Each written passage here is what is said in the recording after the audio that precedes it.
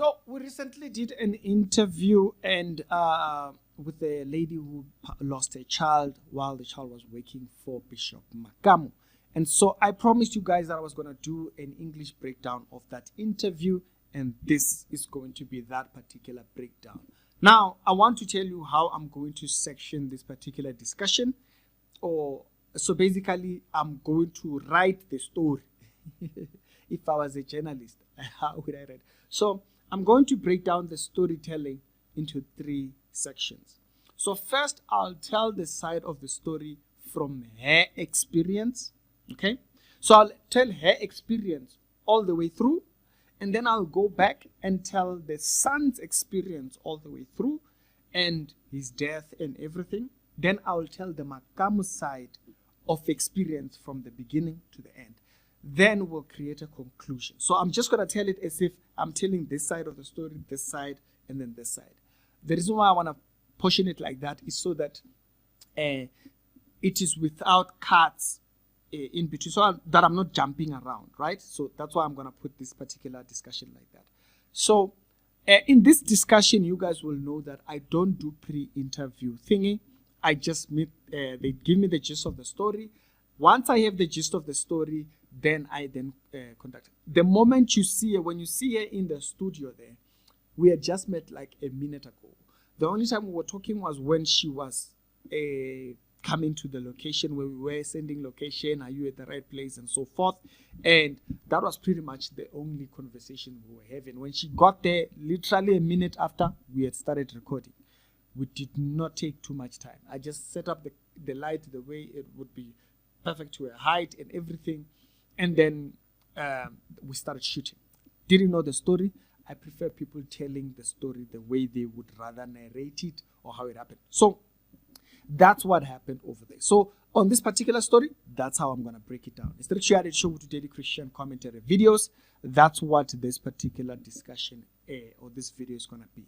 It's me narrating the story that you saw her explaining. So another thing I just want to highlight for people that saw the 5-part series and you understood the language, please do watch at least about 3 to 4 minutes of the video so that it can create a second badge subscribers recommendation. What is that? YouTube uses the first group to determine whether the video is good to recommend to the second group. And so that's how videos go viral. And so they recommend it to people that mostly get notification. If those people watch to a certain period, then they recommend it to the second group. The second group is mostly people that might not be with notifications. They just have the browser. When they open their browser, it recommends. And so it works like that. YouTube it's a very strange system. But so do watch a little bit of it so it can actually recommend to the other group of people that don't understand things. So in the first part, she explains the working relationship between Makamu and how she found out the passing of the son and her going to Makamu and the things that she was told. And then in part number 2, she then speaks about the fake police and how the workers were interacting with her in corroboration with how Makamu had treated her. Part number 3, then we have her speak about the car where her son died. Where was it found? It's a hectic one. That's a crazy episode right there. That's a crazy part right there. Then she explains what happened before and after in part number 4. Part number 5, she then speaks about 2 other people that died outside of her son after her son was buried, and so forth. And so around this particular narrative, who was one, a worker of Makamu, and the mother and his mother. So that's why I say I want to break it down into 3 sections. And so the Makamu section, her story, and the son's story. So first of all, I want to start it first from how she found out that her son had died. So she says that she got a call from one of the workers by the name of Fifi. Hey, I need by Facebook. The message came by Facebook. Hey, I need your number, and I need to talk to you. There's an emergency. Once the emergency goes through, she sends them a number. She's called by another particular individual, and they then come over and relate this information to her.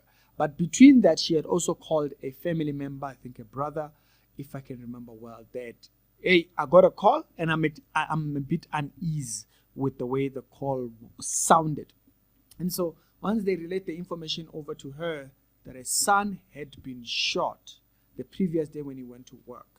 Now, this then creates a narrative for her going to the workplace, because that's where he worked and so forth, so that they can know how things are going to work.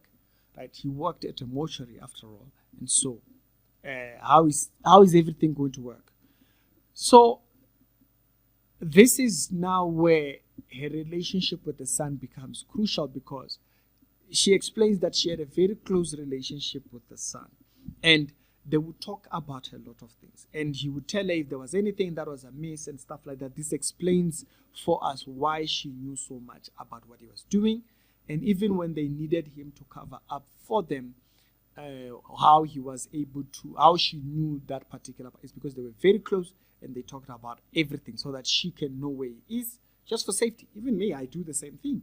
If I'm going somewhere, whenever I'm going, if I'm just going out, there's someone that knows that I'm going out. And so there's that layer of relationship. There's that aspect of the relationship there. So after they do this, they then, this brings up the subject of her going to the office. Now, her going to the office, she went with 6 other members that had come with a brother. And so the information there, it's not just with her. There are other people that can corroborate that when she was told the son didn't work here and all those type of things, there were other people that were there with her.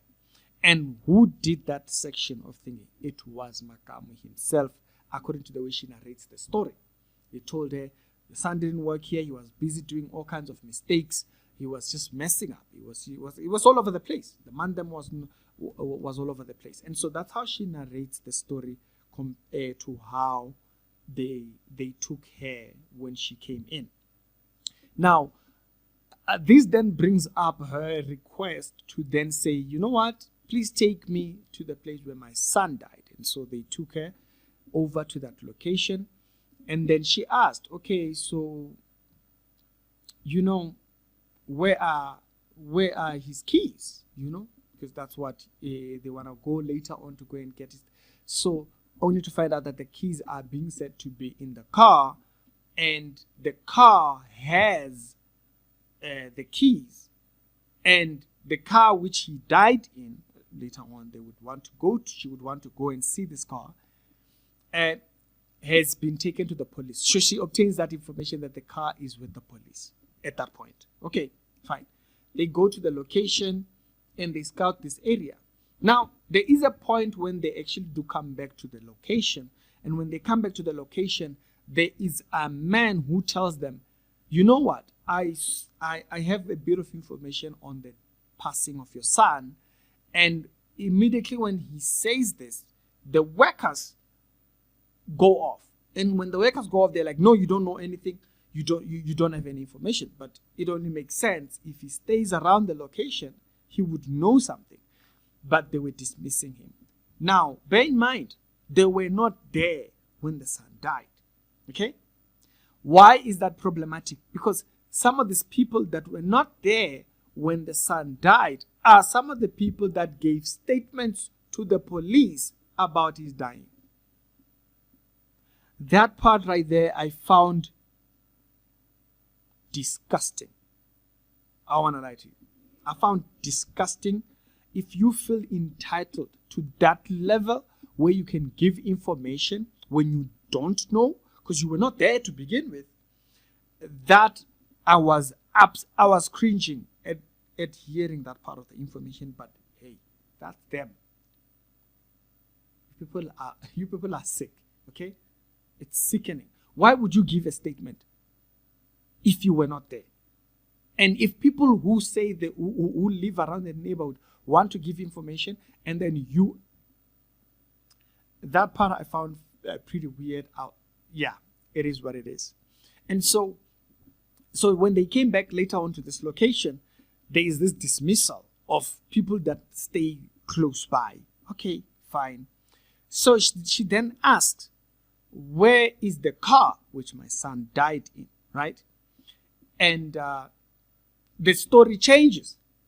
The car now is no longer at the police station. No, the car is at Makamu's place. This is a problem because it's only been the first week since the son died. And since it's only been the first week, why is the car in a residential or a business area?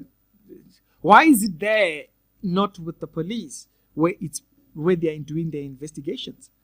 So that part there also sends chills down your spine because it's just off. It does not make sense. Why would the car be there? And they take her to the car. She finds the car wrapped by Makamu's banner and all that. It still has blood, everything in the whole 9 yards. She searches the car. She finds the keys of the son's house inside the glove compartment. Funny enough, she says, no, my son used to keep the key of his house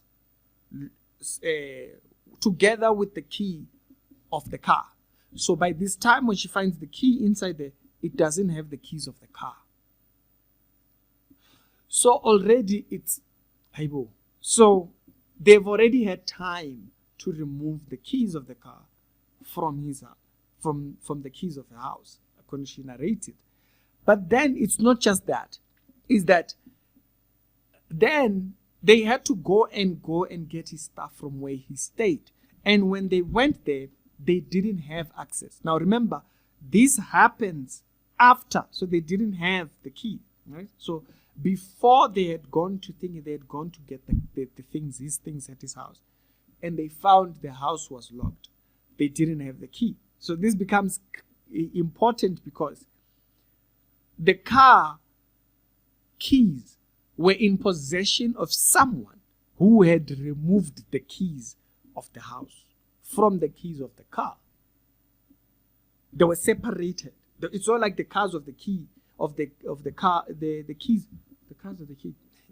The keys of the car were with the house keys. They were no longer. They were just by themselves in the thingy. This is important because when they went to the house was locked. And when the house was locked, there were things that were no longer there. His laptop was no longer there and all that kind of stuff. And so that already, it just sends his things being missing at the house, but now the keys of the house are separated from the car. So it just sends red flags to her. So for her, she's just looking at these things and it's just sending her red flags because the house keys are separated from the car keys, so which means they've had time to do that. But when they had gone to the car, to the house was locked. And not only was it locked, they had to actually call the landlord, break into the house in order to get those things out. And the things that they got out were not even everything. And so there's a lot of things here that were sending her a few red flags, as you might actually put it. But then on top of these things sending red flags and stuff like that, she starts her process of looking for the police officer who is in charge of the case. So that there was a certain paper that she needed, and that particular paper was supposed to be handed over to the court and so forth, so that she can do the claims and all those type of things that she might need to do during the period of his passing. She says that this took an entire week, and she was never given thingy. The police officer is given the number. She later on finds out through a call when she called them, and they put a two-way call between them and the police officer who's in charge of the case.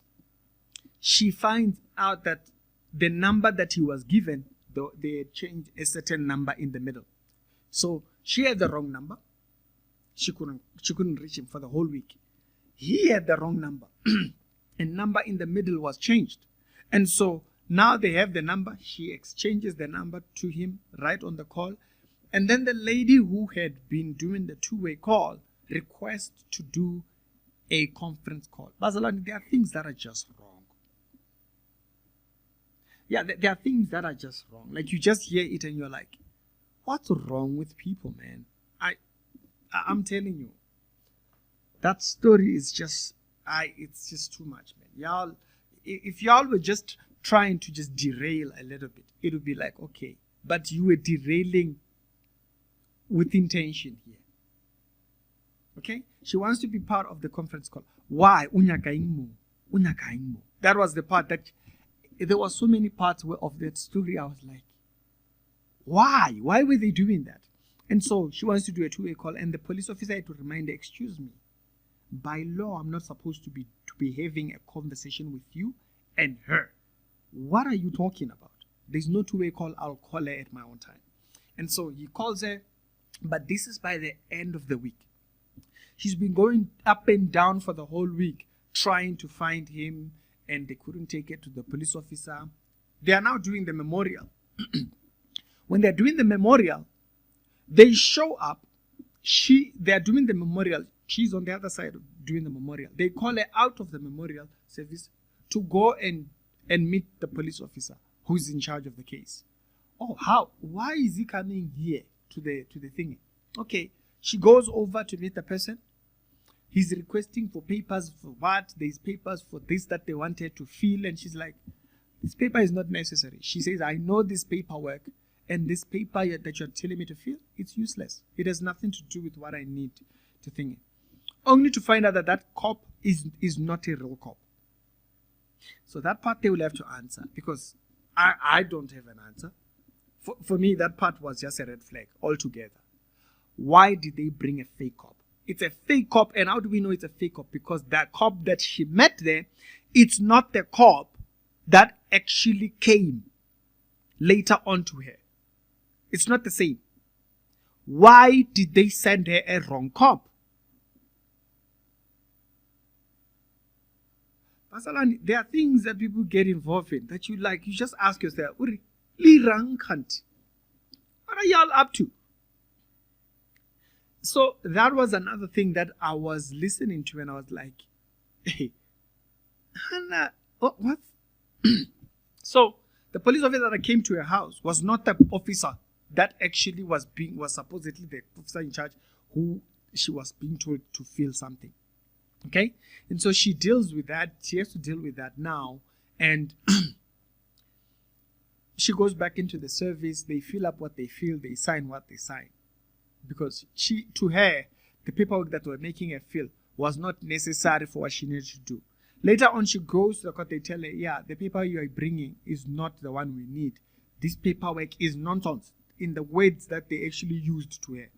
And she says, I told them. And so why did they take her up and down for nothing? Why the up and down? When she goes to the office, she's been told the son didn't work there. No, he was working under someone.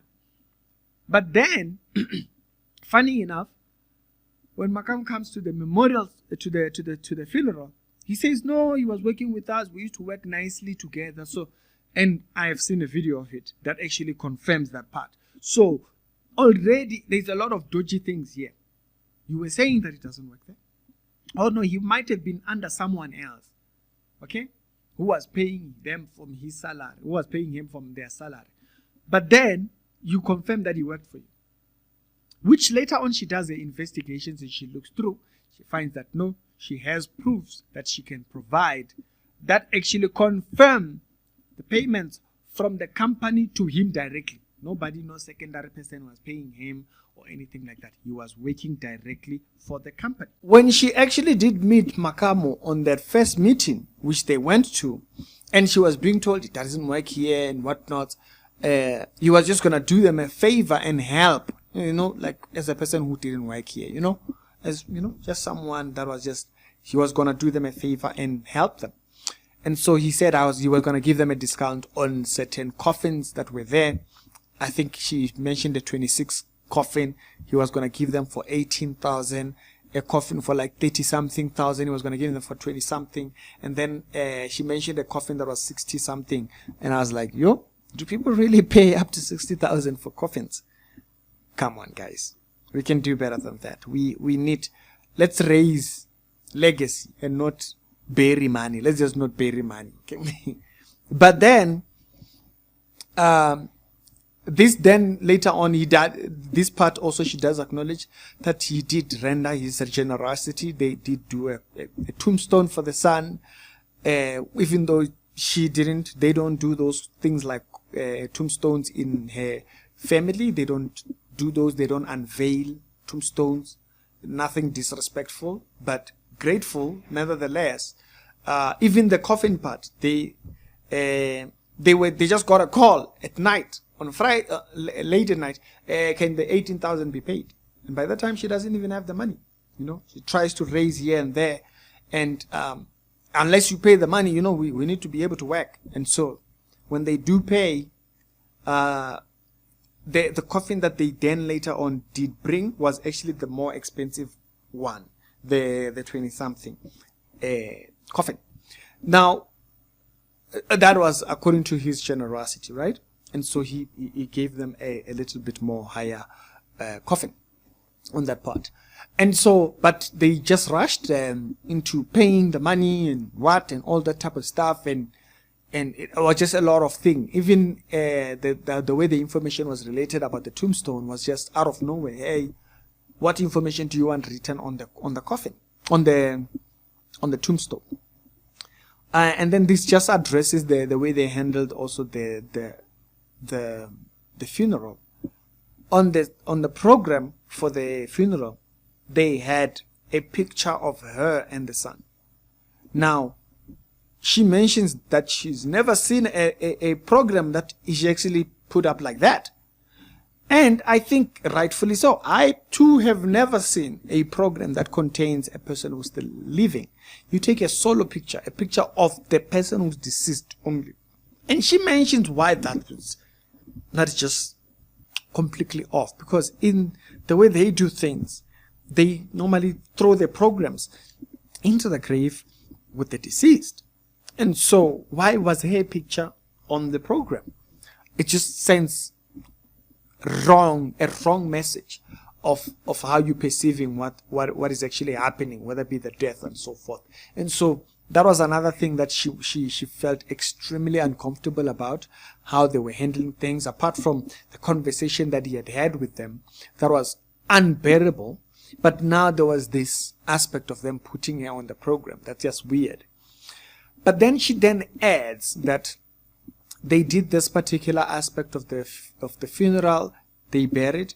Later on, she had to go to labor, get papers for labor, bring them back to the company, only to find out that the son was not registered as a worker there. Even though there's a acknowledgement that he worked there.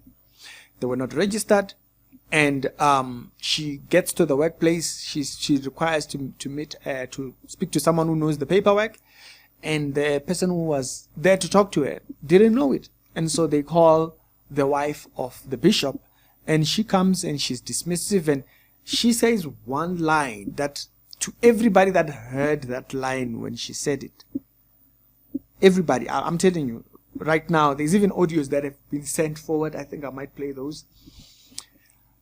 That of people just saying how that the way the message was related. Your son didn't die here. Son died in Eden Park there and whatnot. So, to a person who has just lost his son, and you say something like that, that's just quite an interesting one. The treatment from the husband was off. The treatment from the wife was also just about the same. Now, the papers for labor were not signed at the company. She dismissed it. No, we're not going to sign that. That's it. So she said she took the paperwork back to labor. So all this up and down, they made her do. And they didn't even sign the papers and stuff like that. She went back. She reported it to right. They didn't sign nothing. And they said, okay, no, it's fine. We'll take that particular aspect of the report. Okay. They'll do what they do with that. But strange enough, there's a video where he acknowledges that he worked there. Okay.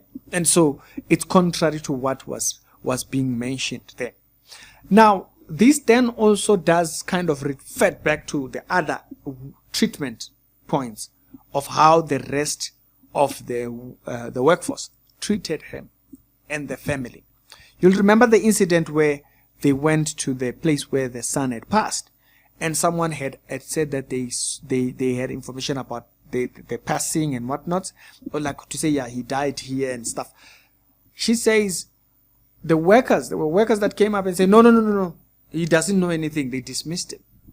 Now she doesn't say they just dismissed him. They dismissed him painfully. It was extremely harsh, the manner that they did it. And so it brings up question: if you were not there when he died, why are you dismissing people that might have been there? But then it takes us back to how the treatment was from these other people. All right? She does mention that even from the get-go, like even there were certain aspects of the treatment that came from these people that was just not thinking. That doesn't mean that the workers that worked with him were the same. There were people that were very much, samba about it. They were heartbroken, and they expressed that. He was a really great guy. Victor worked very well with us, which is the name of a son. Now, I relate that because the other person who was with the son when he died, then later on died as well. When he died, she had gotten information that he was getting better and so forth. And so now all of a sudden he is dead. Haibo. I thought he was getting better. No, he actually passed on after. Being a worker from Makamu's thing elsewhere, the family then wanted to go to Makamu's firm to say, hey, the son has passed away. What are we doing? What are going? Payouts and all those kind of things. Is there anything like that's going to come? Because for her, nothing came from it, right? And so she says, she just told them, hey, don't expect too much, just be saving money, expect to be paying and stuff like that. They went, and whatever information they got, the mother, when she lost her son, so this other mother who lost her son also alongside this lady's son. She says that when that lady came back home, she did not say anything. She just went silent. So she didn't tell anybody anything. And so they said, no, since she came back, she's been just mute. She's never said anything. And so whatever she was told there, she says, I compared it to what I was told, and I wonder if what I was told was what made her mute. She says she just went mute, didn't say anything, and refused to tell anyone what was said to her. And the lady in the interview says, compared to what I was told, I would not be shocked, because what I was told was painful enough that I would understand her silence. But unfortunately, that mother was admitted to the hospital, was admitted immediately, right after, a few days after, when they were preparing the funeral for the son. It just hit her badly. Unfortunately, she was admitted, and she never came out. The day her son was buried was the day she died. So she never even saw her son's resting place, because she died roughly around the same time when her son was being buried. And so those are the two other deaths that you saw in part number 5. And so this story goes a lot deep, and you can hear that there's a lot of parts of it that are saddening, and it just drains you. You just drain completely, because you're short of words. How does a family that reflects, and these people may not be believers, they may not be Christians, and when you have people that are supposedly, with the quotation marks, supposedly Christian, treating people like that, it's a bad image that they send out. And so this is the story that she tells. This is the story that she says, this is my experience.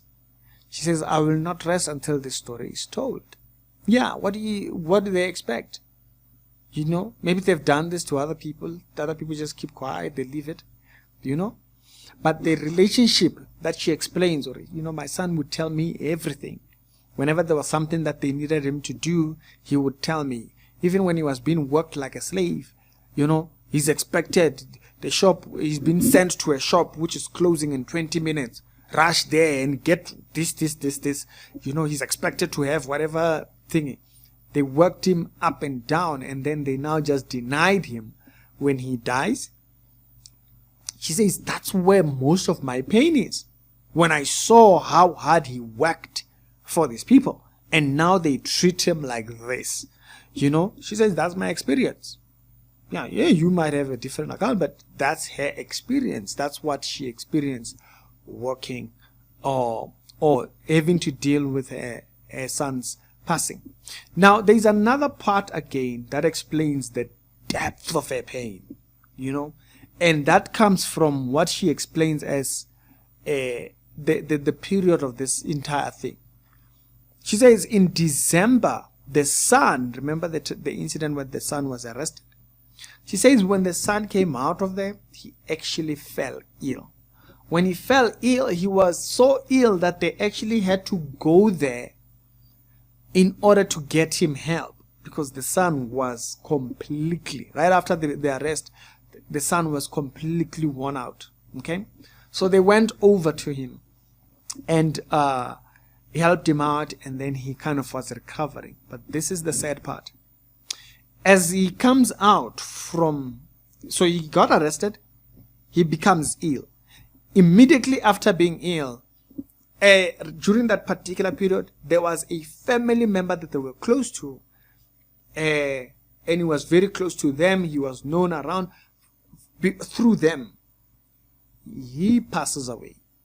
When he passes away, this kind of puts forward to her, or it adds to the pain, is that her pain had gone from December, when this old man or this family member died. You know, she refers to him as Mudala. She says he passed away in December. And he and his son were now in discussion on how they're going to try and get him buried. You know, they're calling family members are not responding. So they're trying to now get the old man buried. And so while they are doing that, she says when they were just about to finalize the subject matter of burying this old man, her son goes to work in the evening. They just finalized it that morning. In the evening, the son is shot. So you can imagine, he goes from being arrested to being ill. From being ill, she loses a family member. She loses a family member. When they are discussing how they're going to help this family member, her son dies. From her son dying, she goes to Makamu. Then there's this treatment that you see here. That's a lot. You know, that is a lot. She's never had time to mourn anything, or actually, because it's just been pain after pain after pain after pain. And so this is just a short version of what experience you heard her talking about on that video. On this one, I'm just kind of like trying to make it shorter, or kind of picking up the most important points out of it. This is what the story was over there. It's Rick's Reality Show. We do daily Christian commentary videos. This is her experience. And so you might have not had that experience, but that's her experience. That's what she experienced. Now, why would you lie on the death of your son? You know, there is that aspect of it. You know, there are people that are completely cold-hearted, that they would not let the lady mourn the son. They would rather throw conflicting information and stuff like that. But at the end of the day, that's a passing of a son. The son was younger than me, by the way. You know, and so, guys, you know, that's why Christianity is service to people. You know, Christianity is service to people. A lot of people have lost service to people, and they've just become like these robots that are out there. You know, they don't have that viewpoint of serving people, which is why every time when I finish a live stream, I always say that, you know, represent the kingdom. That's what you're doing. You are an ambassador. But for some of these people, hey, they're false prophets. What do we expect? Yeah, they will never say that about themselves, but y'all are false prophets. It explains the treatment that they have of other people.